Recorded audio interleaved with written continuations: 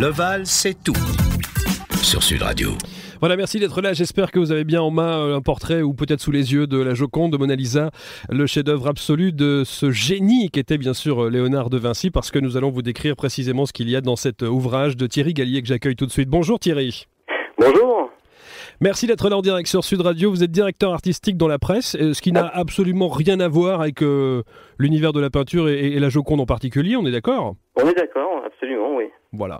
La Joconde donc et ses mystères et ce livre que j'ai dans les mains. Et quand on m'a dit, tiens, on va faire une émission effectivement sur ce phénomène, ce chef-d'œuvre, les 500 ans après sa création, bien sûr, de la Joconde révélée, je me suis dit, bon, alors d'accord, allez, une énième hypothèse sur l'explication du pourquoi, du comment du génie de Léonard de Vinci. Et je donnerai 3 mots pour justifier et pour décrire votre livre: stupéfiant, sidérant et phénoménal. Le travail que vous avez fait... Non mais attendez, je vais vous dire sincèrement, je suis bluffé. Bluffé parce que, comme je le disais en avant-propos, je n'ai jamais été tellement attiré par le monde de la peinture, encore moins par évidemment la Joconde. J'ai eu droit au sempiternel quand on est adolescent au collège ou au lycée, visite du Louvre, et bien sûr se retrouver devant la Joconde et de jouer avec le regard, un coup à droite, un coup à gauche. Oui, le regard me suit toujours, mais ça s'arrête là. Sauf que vous... Et il vous est arrivé un truc assez incroyable, parce qu'à l'origine, vous n'êtes pas levé un matin en vous disant, tiens voilà, je vais étudier le tableau et je vais m'y mettre une bonne fois pour toutes parce que je veux avoir ma vérité. Pas du tout.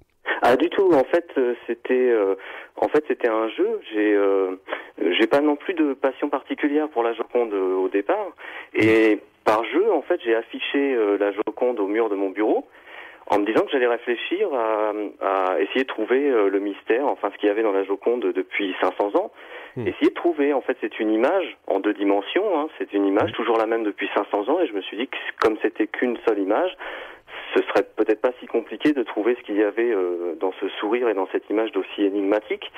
Et j'ai cherché, et en regardant en fait le paysage de fond, vous avez le paysage derrière Mona Lisa, et la partie droite et la partie gauche du paysage, et le paysage à droite est plus haut que le paysage de gauche.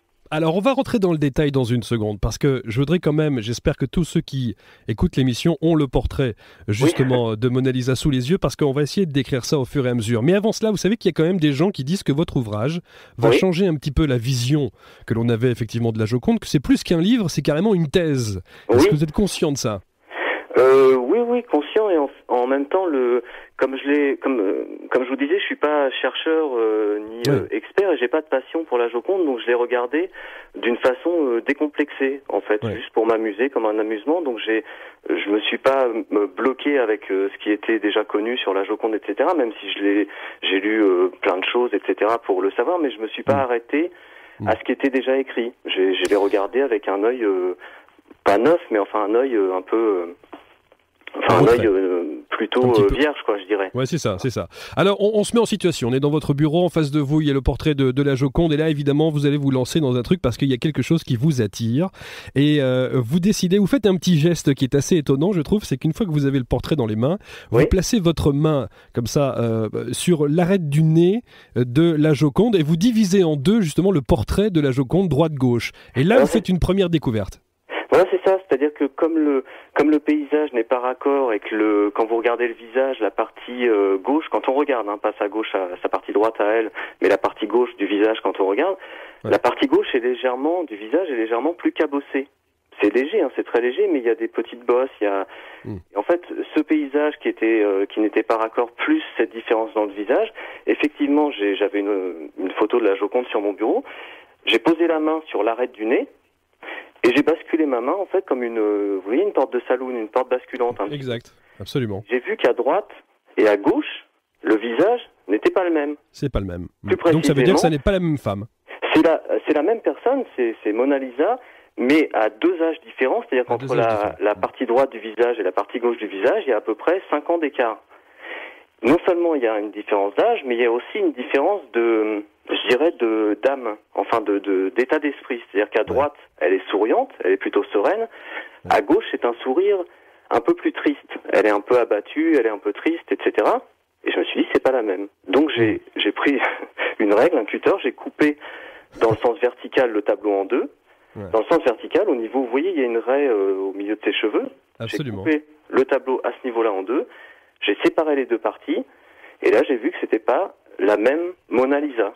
C'est-à-dire qu'il y a 5 ans d'écart entre la partie droite et la partie gauche. Voilà, 2 femmes, 2 corps, 2 émotions dans un même corps. C'est ça, c'est-à-dire qu'à droite elle est sereine, elle est heureuse. Ouais. À gauche, elle est plutôt triste, elle a la tête qui rentre un petit peu dans les épaules, elle est un petit peu, les cheveux sont décoiffés, à droite les cheveux sont très très bien coiffés, très droits, très raides. À gauche les cheveux sont un peu emmêlés, etc. Il y a 5 ans d'écart entre la partie droite et la partie gauche.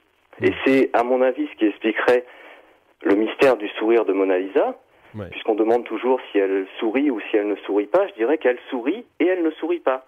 À droite, elle sourit, à gauche, c'est un début de sourire, c'est un sourire un peu triste. Donc elle sourit, elle ne sourit pas. Et je crois que c'est ça qui crée le trouble dans le sourire de la Joconde. Bon, alors vous allez me dire, ceux qui nous écoutent nous disent, oui, bon, d'accord, ça c'est un premier état de fait, c'est une première analyse, mais vous allez voir qu'au fur et à mesure, la révélation, en tout cas la manière dont Léonard de Vinci aurait pu effectivement créer Mona Lisa, ce portrait de la Joconde, eh bien va se révéler complètement à Thierry Gallier. Et alors, vous avez une manière dans votre livre de décrire tout cela, c'est-à-dire qu'on se croirait dans un bon polar, quoi. C'est-à-dire qu'on vit avec vous heure par heure. Hein. Voilà, c'est-à-dire qu'en fait, livrer toutes ces découvertes, enfin avec les guillemets qu'il faut évidemment, mais livrer toutes ces découvertes brutes de décoffrage, ça n'avait pas vraiment de sens. Donc j'ai expliqué heure par heure les découvertes et dans l'ordre où je les ai trouvées en fait. J'ai expliqué ça heure par heure et c'est vrai que c'était une nuit d'insomnie, faut bien dire. C'était une nuit d'insomnie puisque quand j'ai trouvé ce truc de couper le tableau en deux et c'est impossible de trouver le sommeil. Donc c'était une nuit un peu fiévreuse. Donc je l'ai écrit comme ça s'est passé heure par heure et étape par étape pour que les gens comprennent pourquoi j'en arrivais à penser que la Joconde était expliquait le mythe d'Isis et d'Osiris par tous ces épisodes en fait. Alors justement, puisque la suite, en tout cas toutes les révélations que vous allez pouvoir nous faire sur ce portrait de la Joconde ont un rapport avec Isis, Osiris, Horus et Seth, etc., vous allez nous dire, expliquez-nous donc qui est Isis, qui est Osiris, leur fils, le fameux beau-frère jaloux et meurtrier, en quelques mots pour qu'on puisse faire le parallèle avec votre analyse ensuite. Alors en fait dans la mythologie égyptienne, moi je suis pas du tout mystique, je connaissais pas ce mythe, etc. Mais dans la mythologie égyptienne, en fait, Isis c'est la grande déesse par excellence.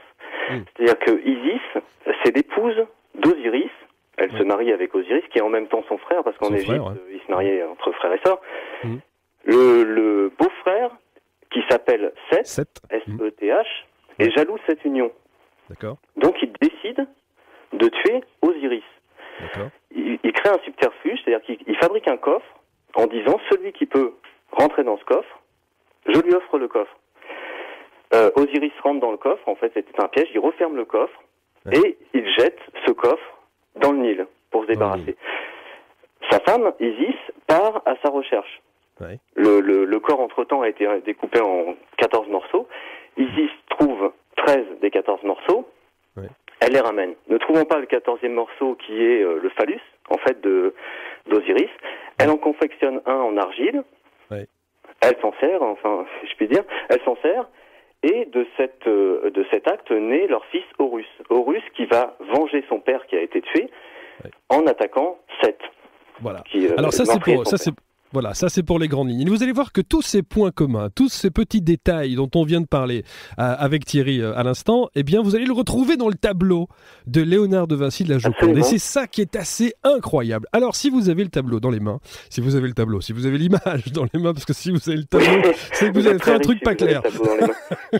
Alors vous allez prendre l'affiche et vous allez l'incliner d'un quart de tour dans le sens inverse des aiguilles d'une montre.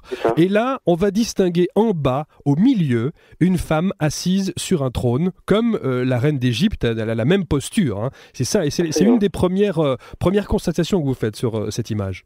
C'est ça. En fait, vous avez donc ce qui sert de rocher, qui est contourné par un chemin en forme de S. Et cette femme qui est assise de profil sur un trône, alors il y a tout, il y a le bras sur la coudoir, il y a la tête, il y a le châle sur la tête, etc. C'est Mona Lisa, la même que celle qui est représentée sur le tableau, mais de profil. C'est-à-dire que Léonard de Vinci a dû se mettre sur le côté de son modèle, ou imaginer dans sa tête la même personne de profil.